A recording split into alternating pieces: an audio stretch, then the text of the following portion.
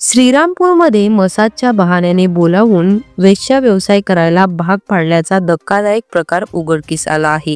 श्रीरामपूर शहरातील वॉर्ड 1 परिसरातील एका कॉलनीतील घरात तरुणींना मसाज करायला बोलवून त्यांच्याकडून देहविक्री करायला भाग पाडण्याचा प्रकार सुरू होता।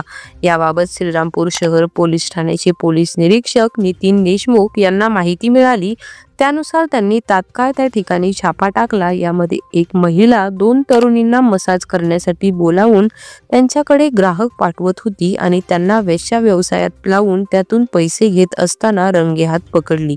या प्रकरणी पोलिसांनी 2 पीडित तरुणींची सुटका केली असून आरोपी महिलेच्या विरोधात श्रीरामपूर शहर पोलीस ठाण्यात अनैतिक व्यापार प्रतिबंधक कायद्याअंतर्गत गुन्हा दाखल केला आहे।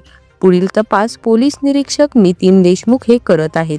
या महिलेने आणखी कोणत्या व्यक्तींना अशा प्रकारे वेश्या व्यवसायात लावले आहे, तसेच श्रीरामपूर शहरातील कोणते युवक यामध्ये बळी पडले आहेत, याचा तपास पोलीस करत आहेत।